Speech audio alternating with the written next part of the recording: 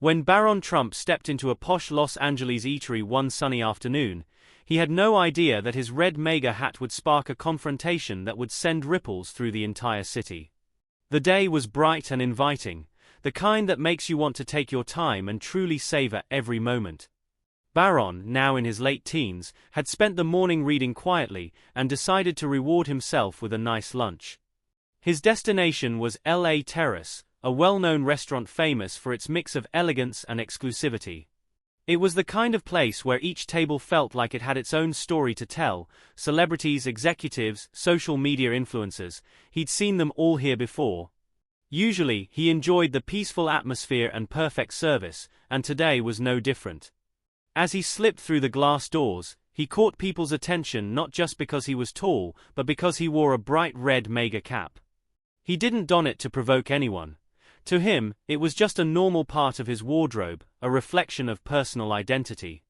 A polished hostess in her mid-30s ushered him to a corner table. Since it wasn't a busy time, only a few guests were scattered about, sipping wine and speaking in low voices. Settling down, Barron scanned the menu calmly, looking for the dish he usually ordered. Haiti first. He was oblivious to the curious looks, like the man at the adjacent table who nudged his dining partner or the cluster of servers murmuring near the bar. Only when the manager appeared did Barron realize something was brewing. The manager, a man in his 40s sporting a sharp suit and a firm tone, strode over to Barron's table with unmistakable resolve. "Excuse me," he began, loud enough for nearby customers to hear. "We have a policy against wearing political apparel here. I'm afraid you'll need to remove the hat." Barron paused, taking out his earbuds. "I didn't see any rule like that posted," he answered politely, maintaining a measured calm.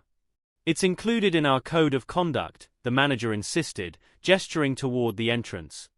"We want a neutral environment for all customers." Barron briefly glanced around. A few patrons pretended not to notice, while others watched more openly. "I'm not looking for trouble," he replied evenly. But the manager's stance hardened. "Either you take the hat off, or I'll have to ask you to leave." Barron exhaled and stood. "If that's your decision," he said, pushing his chair in gently, "I'll go." He left behind a still-full glass of water and walked out without any further protest, leaving the room to a hush that felt thick as smoke outside. The warm breeze brushed Barron's face. He straightened his cap, more disappointed than angry, and took a moment to collect his thoughts. He had been raised to handle conflicts with respect, and it pained him that even a simple choice of clothing had created such discord. Back in the restaurant, the tension lingered. A waiter quietly asked the manager if dismissing Barron was wise, but the manager waved him off. "I won't make exceptions," he muttered, as if trying to steady himself.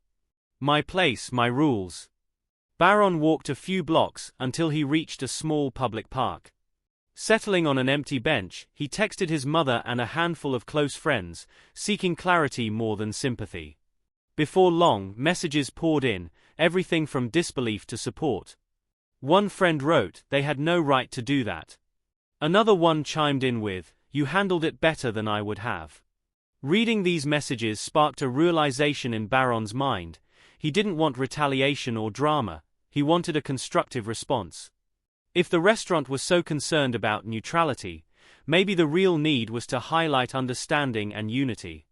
Determination flickered in his eyes as he got on the phone. "Hey," he said calmly, "I have an idea for something positive, and I'd like your help." Meanwhile, word spread quickly online.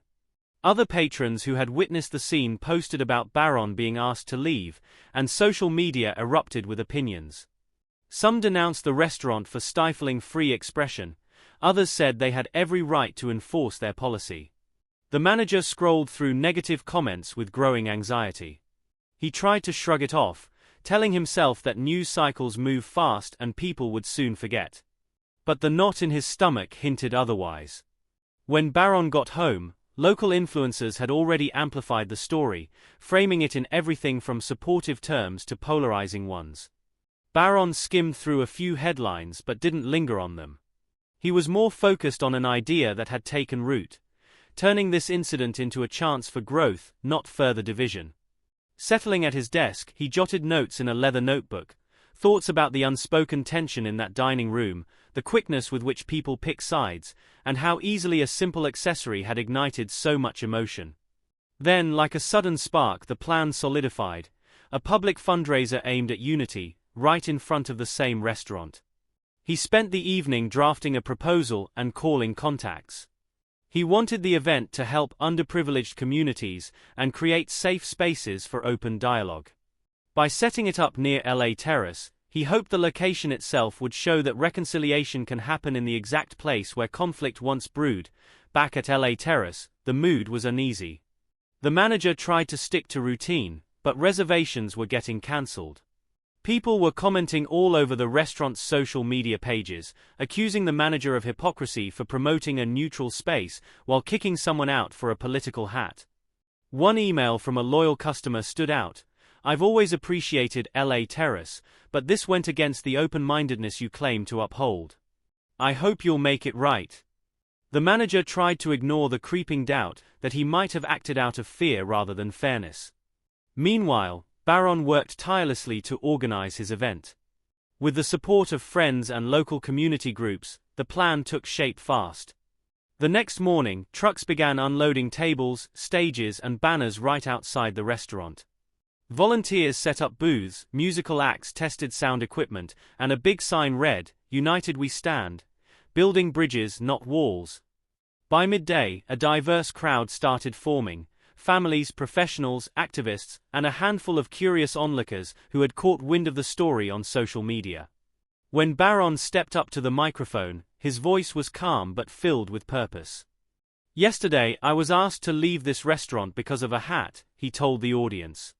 "I respect their right to set policies, but it got me thinking about how quick we are to judge and shut each other out. That's not who I want to be. That's not who we should be." Applause rippled through the crowd. Barron continued, "This isn't about me or them, it's about us. All of us, finding ways to listen and connect.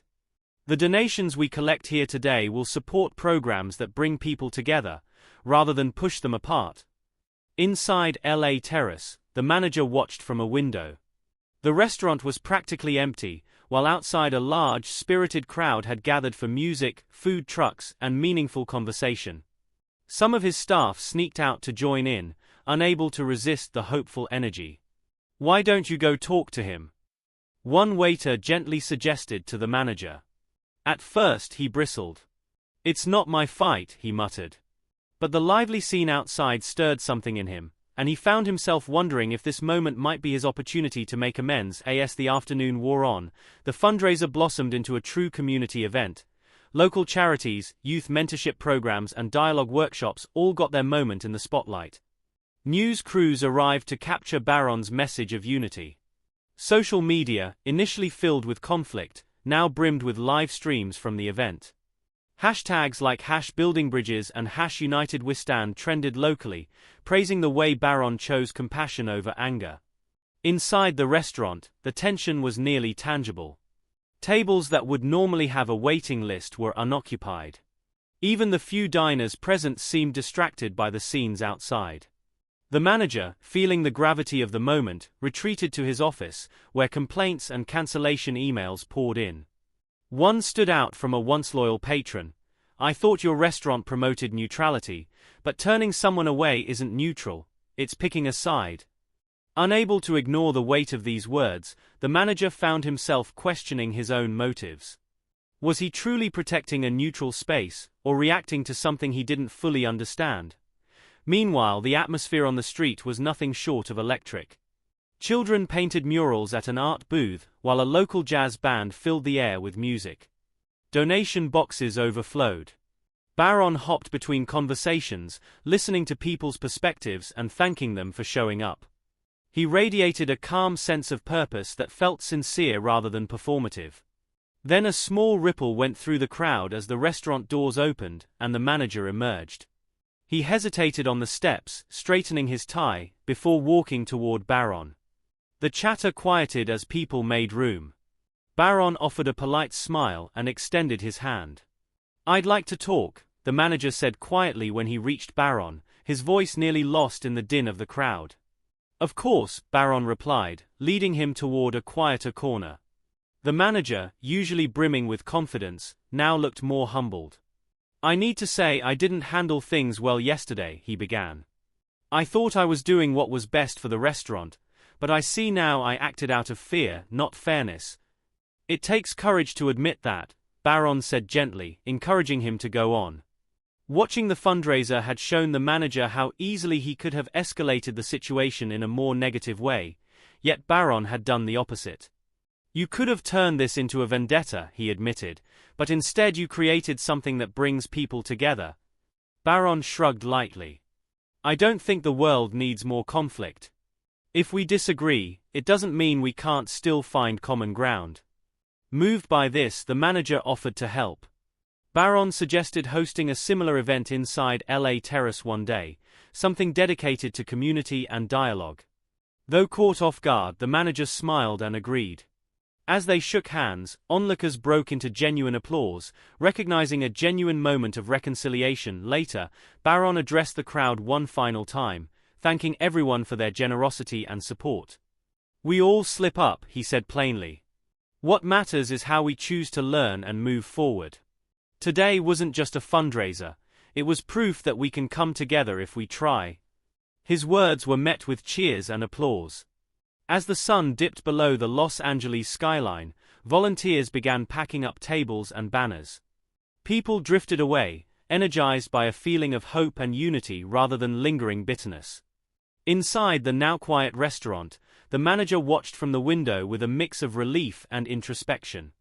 The incident had transformed from a source of negativity into a cause for constructive change. Barron, meanwhile, stood among family and friends, proud of what they had accomplished, but also aware that real unity is a continuous effort, not a one-time event. In the end, this story reminds us that disagreements, whether large or small, don't have to breed resentment. When we respond with empathy and purposeful action, we can turn even the sharpest divides into opportunities for growth and shared understanding.